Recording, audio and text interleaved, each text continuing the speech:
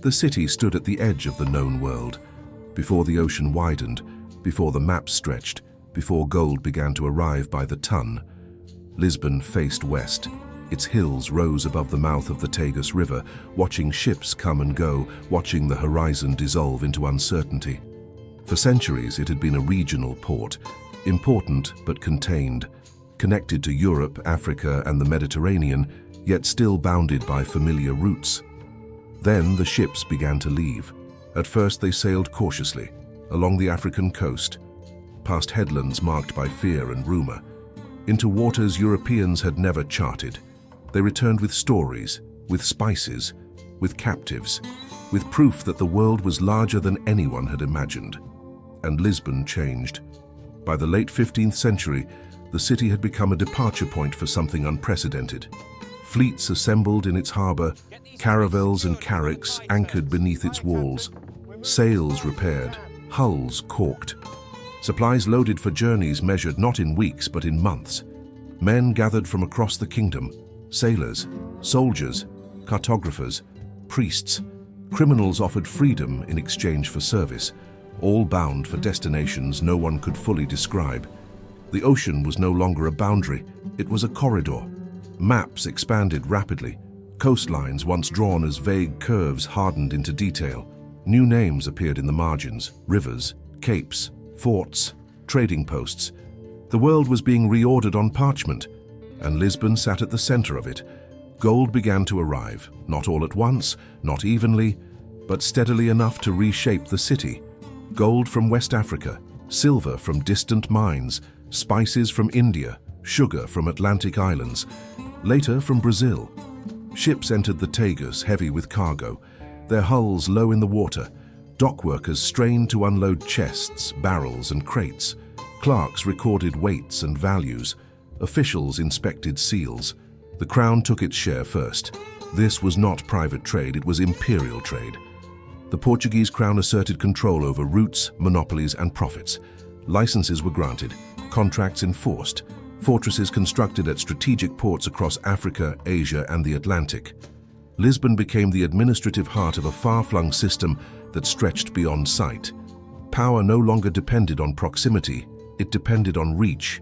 Within the city, wealth accumulated quickly. Churches expanded. Palaces rose along the riverfront. Streets near the docks grew crowded with warehouses, counting houses and workshops. New neighborhoods emerged to house those drawn by opportunity. Lisbon became loud and dense. Languages overlapped in its streets. Portuguese sailors mixed with Italian bankers. German merchants negotiated contracts. African captives were marched through public spaces, visible reminders of the system that sustained the city's prosperity. Not all arrivals were willing. The harbor was a place of arrival and departure, but also of confinement. Ships that carried spices outward carried people inward. Men, women, and children captured or purchased along the African coast were brought to Lisbon in growing numbers. By the early 16th century, enslaved Africans formed a significant portion of the city's population.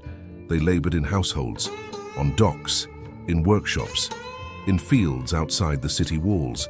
Their presence was normalized, their suffering absorbed into the rhythm of daily life. Lisbon profited, the world paid. Above the harbor, the city watched itself grow powerful. From its hills, one could see ships anchored in rows, masts like forests, flags marking distant alliances and claims. The Tagus reflected a vision of abundance, but abundance carried fragility. The city depended on movement, on ships returning safely, on routes remaining open, on storms, disease, and resistance remaining manageable. Every voyage was a gamble. Many never returned. Cemeteries filled quietly. Still, the system expanded. Trade with India brought pepper and textiles. Forts along the African coast secured gold and labor. Brazil emerged as a new source of wealth. Its land, cleared for plantations worked by enslaved labor, imported through the same networks. Lisbon became a clearinghouse for empire. Goods arrived from across the globe, passed through customs, and were redistributed into Europe. Silver flowed outward to pay for imports. Information moved faster than ever before. News of distant wars, markets, and rebellions reached Lisbon months before rivals elsewhere. the city lived on delayed time. By the mid-16th century, Lisbon ranked among Europe's richest cities. Its population swelled, its skyline filled with towers and domes. Religious institutions multiplied, funded by donations tied directly to imperial profits. Faith and fortune intertwined. The church blessed voyages. Missionaries followed merchants and soldiers. Conversion accompanied conquest. Salvation and subjugation traveled together, rarely distinguished. In the streets, daily life continued. Markets opened at dawn. Fishmongers sold the night's catch. Bakers worked through the early hours. Children played in narrow alleys that smelled of salt, smoke, and waste. Above them, wealth moved invisibly. Bankers extended credit to the crown. Financiers in Antwerp and Genoa tracked Lisbon's shipments closely. The city was no longer just Portuguese. It was integrated into a European financial web that amplified both profit and risk. When ships were lost, losses rippled outward. Lisbon learned to live with uncertainty, with feast and famine, with sudden influxes of wealth followed by shortages. The city was rich but unevenly so. Inequality hardened into geography. The riverfront displayed grandeur. Hills beyond housed artisans and laborers. On the margins, enslaved communities formed their own networks, preserving fragments of culture under constant threat. The empire reshaped identities. Lisbon was no longer simply a city. It was a symbol. To outsiders, it represented opportunity. To rivals, vulnerability. To those subjected by its reach, it was distant and absolute. And then, the ground shifted. In 1755, long after the first wave of exploration had passed, the city faced a reckoning. An earthquake struck on All Saints' Day. Buildings collapsed. Fires spread. A tsunami surged up the Tagus. Lisbon was destroyed in minutes. Though this lay beyond the era of exploration, it exposed a truth that had always existed beneath the city's wealth.